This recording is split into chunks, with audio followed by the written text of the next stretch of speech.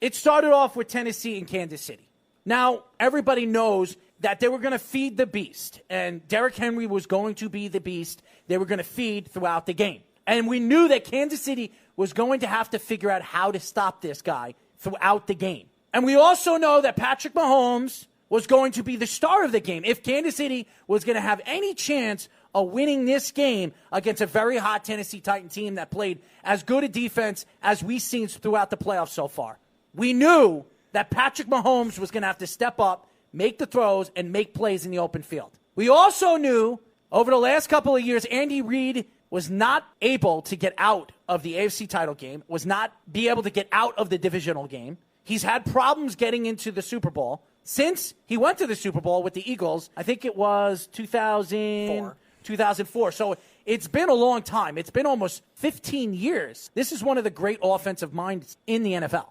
But not even that. When you weigh both teams, Tennessee with their defense and their running game, and Kansas City with their offense, with the Hills, the Kelseys, and the weapons that they have in the open field, the Thomases, and then obviously Patrick Mahomes, you thought this was going to be a fun, exciting game. What you really saw in the second half of the game was a dominant Kansas City Chiefs take over a game that they, to me, a team that they were that much better than. In the beginning of the game, you saw the game completely transpire where Tennessee was up 10-0 with the blink of an eye. And Kansas City made a lot of mistakes early in the game, just like they did against the Texans. But as you saw Patrick Mahomes get comfortable in the pocket, his offensive line started protecting him and giving him a little bit more time, he was making throws. And what you saw in the second half was complete domination by Patrick Mahomes. Patrick Mahomes is not only, if not the best quarterback in football right now, I would say he's a top 3 quarterback in football right now.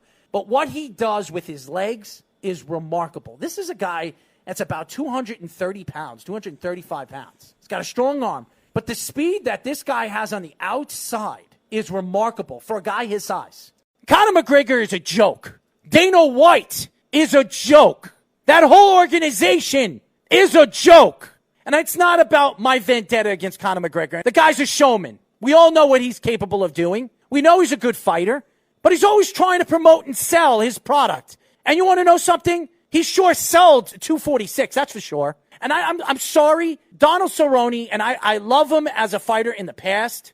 What a crock. This is a guy that has all those UFC fights. You're going to put a show on like that? 40 seconds? And you're going to tell me, oh, he caught me with that leg kick. Are you kidding me? How many times have we seen Donald Cerrone get hit, pulverized in the face, throughout the fight, bleeding, his eyes closed shut, and he still lasted the 3 or 5 rounds that he fought in. But he gets knocked out by Conor McGregor, a guy that hasn't been in the octagon for 3 years. Then Conor comes out and he talks about his damn whiskey. Nobody gives a crap about it. I don't care how good his whiskey is. And he goes out, he applauds the fan.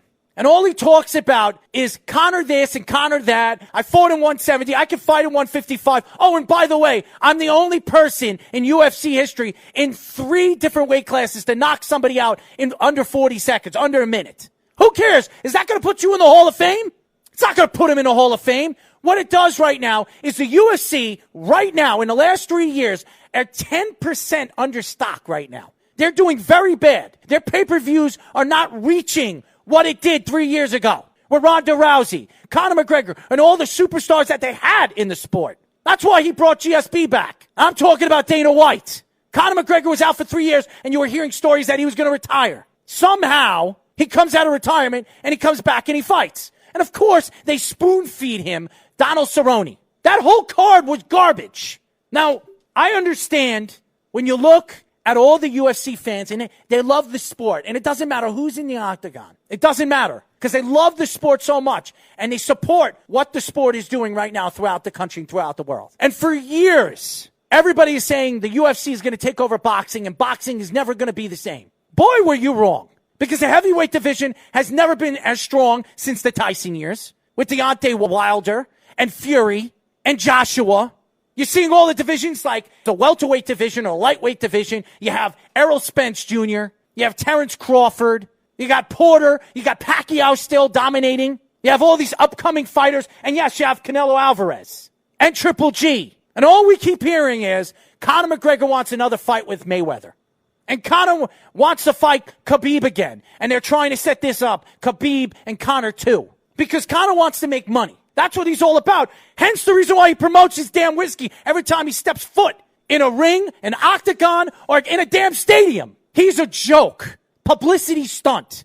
I know a lot of people respect the NFL because they love the game. They love to see the hard hits. They love to see the superstar players like Tom Brady, Mahomes, Jimmy Garoppolo, and all the superstar players you saw at the Super Bowl. Also, you like to go to Radio Row, and you like to go over there. The fans like to go over there to see the movie stars, the actors, the musicians, the executives that are there from NFL teams to baseball teams to NBA teams. And I know a lot of people go to the Super Bowl weekend to support the NFL team that they're rooting for that's going to the Super Bowl, or they're just fans that love the game. And they go over there and they open their pockets. They spend thousands upon thousands of dollars for hotels, going to events, going to concerts that the NFL is promoting and making money off of. And of course, when you think of the NFL and you think of Super Bowl week, you think of the great commissioner, Roger Goodell. I will tell you guys this. Since the moment I walked off the plane at Miami International, I knew I was going to have a horrible time. Number one, my luggage was lost again. It took them an hour and 15 minutes to find my luggage when I got off the plane. I get off, and then I'm trying to find my rent-a-car because I ordered a rent-a-car. But just so happens the car dealership that I rented out of was not out of the airport. So I had to call an Uber. Now, the Uber almost drove away with my luggage in the trunk. If I didn't run after him, probably about 25, 30 feet down the road, knocking on his window, telling him that he never took out my luggage. But not only that, I got a chance to see my grandfather, and that was one of the main reasons why I went down to Miami, because my grandfather lives on the outskirts of Miami. He lives in a very, very nice area right next to the Hard Rock Cafe, which I absolutely had a chance to check out. Their casino over there is much nicer than the casinos out here from New Jersey to Connecticut. It's beautiful over there. I got there on Tuesday. I spent the day with my grandfather, expecting that I was going to get my credentials to Radio Row the next day. I reached out to the person, and he told me, yeah, come down. We're going to get your credentials. We're going to get you in. I got to the conventional center in Miami at 11 o'clock on Wednesday. Before I get there, I call up and I ask, where do I park my car? They tell me there's a bunch of parking garages on the outskirts of the conventional center. It took me almost an hour and 20 minutes to find a parking spot or a parking garage to park my car, which cost me about $40 to park there for about 4 or 5 hours. When I finally found a parking spot and I parked my car, and I finally walked 5 flights of stairs to get to the ground floor, I walk through, they check all my bags, and I get through, and I say, well, how do I get my credentials? You got to go up the stairs. Before you go up the stairs, they'll ask you for your name. So I go up, I go inside the conventional center, and I walk to the escalator. And I say, my name is Errol Marks from the Worldwide Sports Radio Network. I should be on the list. No, Mr. Marks, you're not on the list. So I said, who would I speak to? Well, there's really nobody you could speak to today. You would have to reach out to the NFL or reach out to one of the executives tomorrow morning so they can get your picture, your photo ID, and your date of birth. I said, I'm here for today. I traveled out here from the outskirts of Miami. It took me almost 2 hours to get here. I'm standing there. I call one of the guys that told me that my credentials were in, and he tells me, oh, the NFL changed the rules now, and you need to get your ID in and your date of birth in before 12 o'clock the day before. So I said, didn't you give him my information? He says, no, I'll make sure that I have it tomorrow. So I stood there for 3 hours. He said, wait until 3 o'clock. Maybe I can get you in. So this is a guy, executive, that told me I am free and clear to get into radio.com the whole week. And I got screwed. So I call up the guy. So then he begins to tell me, well, there are people with no IDs getting upstairs. You just got to find your way in. And I'm like, you want me to sneak in when I was supposed to have credentials to do my interviewing and my reporting? I travel all the way from New York, and the excuses start to come out from these guys. Well, we didn't know the new rules and this and this and that. I said, why are you in there? You're not even part of the media. Why are you in there? Well, because this guy owes me a favor. And I'm going to take a shot at the NFL because the NFL are a bunch of morons. The NFL accepts credentials from podcasts nobody's even heard of. There are podcasts there that I can guarantee you nobody's ever heard of. I bet you they don't even have one fan that actually listens or downloads their damn show. And they got credentials. And I'm waiting there in the lobby looking like a complete ass, taking pictures and trying to promote the NFL. Why would I take pictures and promote the NFL? Matter of fact, I'm not posting any pictures of the conventional center that I took at Super Bowl 54. You know why? Because I'm not going to promote something that I never got respected for when I got there. It was a sad weekend. Somebody very, very special from the basketball world passed away in a horrific helicopter crash. Kobe Bryant and his daughter Gianna passed away. Kobe at 41, Gianna at 13, and 9 other people died on that helicopter that day. And I know I want to get into talking about Kobe Bryant and the greatness of who Kobe Bryant was. And really, everybody thinks that I hated on Kobe Bryant all these years. I wasn't a big fan of Kobe Bryant. Everybody knows he wasn't my favorite player. But I know how special he was as a basketball player and what he did for basketball in a day where Michael Jordan was about done and everybody thought, well, who was going to be the next guy? Kobe Bryant replicated who Michael Jordan was. But the story is really, really sad for really Kobe's wife, Kobe's younger daughter. And the story that came out that Kobe was going to coach his daughter in a basketball game. Obviously, everybody knows that Kobe Bryant throughout the years loves flying in helicopters. He flew to games in helicopters. He travels in helicopters. I think he even has his helicopter license. He wasn't flying the helicopter, and if you see the story, behind the story, where really little bits and pieces of the story is starting to come out. Nobody knows how the plane went down and what really happened in the air and what Kobe was thinking when that helicopter was going down. And you could only imagine what he's thinking for his 13-year-old daughter that really didn't even have a life to really live. I know everybody looks at Kobe Bryant as a hero. Tyler was one of them. And it's a sad, sad day for a lot of his fans. Really, he's a human being. You don't want somebody to die. And I know a lot of people probably hated Kobe Bryant because over the years, Kobe used to kill your team in the playoffs. The Sacramento teams that he beat with the Webbers, the Christies, the Bibbies, the Vlade Divac. Stojakovic. Those years, and the Sacramento King fans used to hate Kobe Bryant and Shaquille O'Neal. But if you don't mourn something like this, I mean, this is a sad, sad day, not only for the NBA, but for people. I mean, there are a lot of innocent people that die every single day in the United States and throughout the world. Kobe is just one person of many that die every day. Kobe stands for something as an NBA player. He had that will, that drive that won him championships. His look towards who he is as a man, as a father, as a husband, and he had his problems on and off the court. When you think of Kobe Bryant, you don't look at Kobe Bryant as a human being. You look at him as a superhero because that's what everybody thought he was when he scored 81 points one NBA night. Kobe Bryant changed basketball in ways that you only saw with very few players. Michael Jordan was one of them. Kobe knew how to hit the big shot with the last seconds of the game. Kobe was great at that. Kobe loved the pressure or the cameras on top of him when he had to make those fadeaway jump shots. Even off the court, the fights with him and Shaquille O'Neal, how much they hated each other, but loved each other at the same time. Kobe Bryant was special because Kobe Bryant was the only Kobe Bryant. There was nobody like him. Nobody.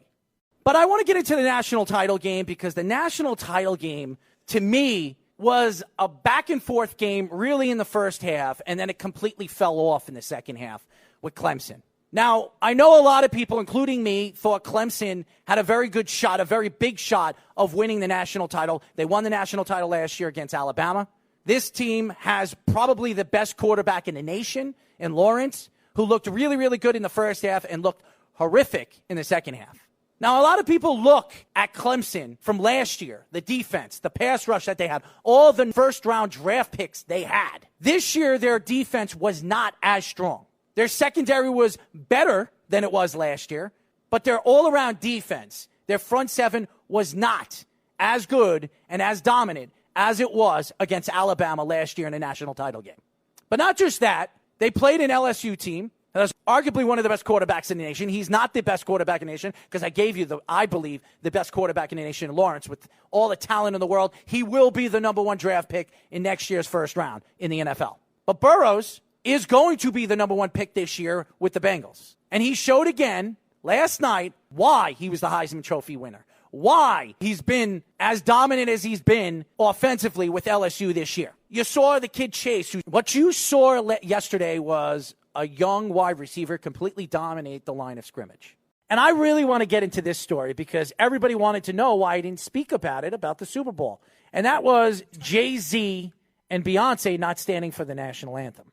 Now, I know a lot of people know that Jay-Z signed a contract with the NFL. And the NFL gave him $25 million to practically help promote their sport, help bring in more advertisers, really through what they believe. I understand how the NFL works, the whole Colin Kaepernick situation and the kneeling situation. I could see why the NFL wanted to bring in Jay-Z to kind of solidify the situation that everybody thought that the NFL was being racist or just the racism going on right now in the sport of football. And it's not just football, it's all professional sports. But Jay-Z, this is a guy that stands for something. He's almost a billionaire.